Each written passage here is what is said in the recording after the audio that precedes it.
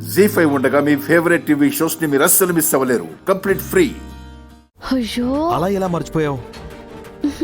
మనం వచ్చేసరికి అవి గోతిక నక్కల్లా ఇరికించనీకి నక్కినారు కదా, గా హడావిళ్ళు మర్చిపోయినాను. అసలు అది ఎక్కడికి వెళ్ళింది? అర్ధరాత్రి వెళ్లేంత అవసరం దానికి వచ్చిందంటే ఆ డమ్మీ వెనక ఏదో కథ ఉంది. ఉంది, పెద్ద కథే ఉంది. కానీ మీరు ఎంత ప్రయత్నించినా తెలుసుకోలేరు. పిన్ని, ఆ కథని మనం తెలుసుకోవాలంటే ఆ డమ్మీ చైత్ర ఎక్కడికి వెళ్ళినా మన నీడలాగా ఫాలో అవ్వాలి. అలా ఫాలో అయి దాని గుట్టు తెలుసుకోవాలి. ఆ గుట్టుని అందరి ముందు రట్టు చేసి దాన్ని చైత్ర కాదని నిరూపించాలి.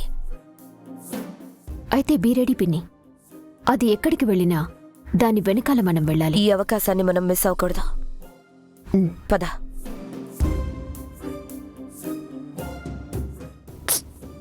దోస్త్, గీళ్ళేంది మనపై నిఘా పెట్టిండ్రు? పెట్టని, వాళ్ళు మనల్ని ఏం చేయలేరు. గట్ల అనకు దోస్త్. మనం ఇప్పుడు మధుర ఇంటికి పోవాలి కదా, తమ్మునికి ఎలా ఉందో చూడాలి. గా పాస్పోర్ట్ వాళ్ళు కూడా వస్తారు. మస్తు పనుంది. ఇప్పుడు ఎలా? వాళ్ళు ఏం చేయాలనుకుంటున్నారో తెలిసింది కదా. అవు, తెలుస్తుంది దోస్త్. ఇప్పుడు మనం చేయాల్సింది షురూ చేద్దాం.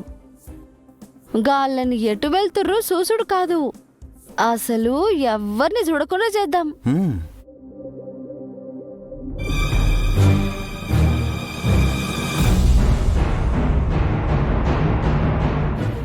ఏంటి పిన్ని డిక్కీ ఓపెన్ చేస్తున్నావు? వాళ్ళని ఫాలో అవ్వాలంటే మనకిదే దారి. పిన్ని, మర్చిపోయావా?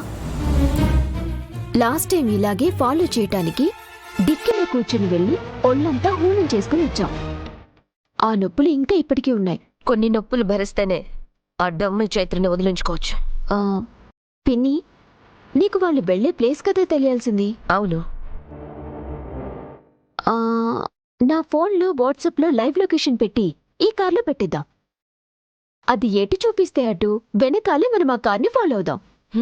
Good idea smiley.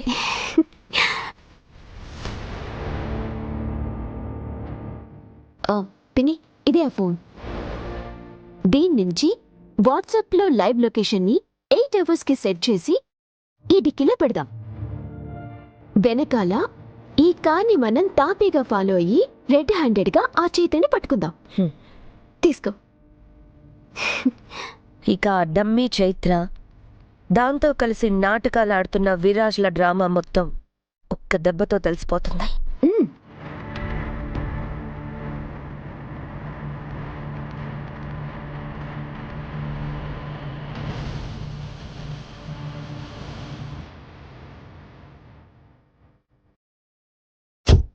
సరే పిన్ని, పద.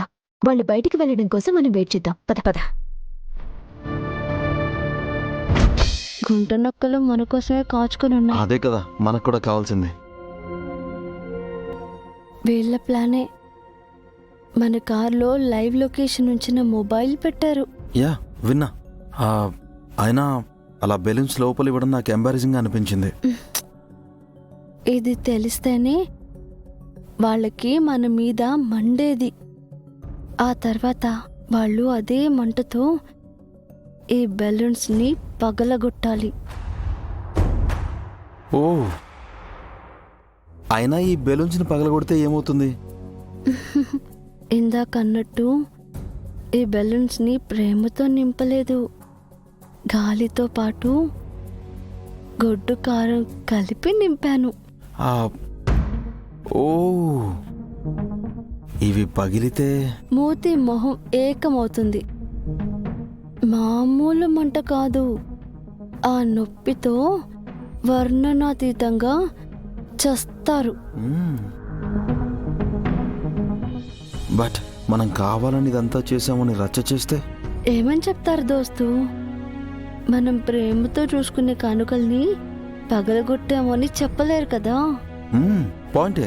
మనల్ని వాళ్ళు చూడడం కాదు, ఈ ప్రపంచాన్ని చూడ్డానికి వాళ్ళకి చాలా టైం పడుతుంది.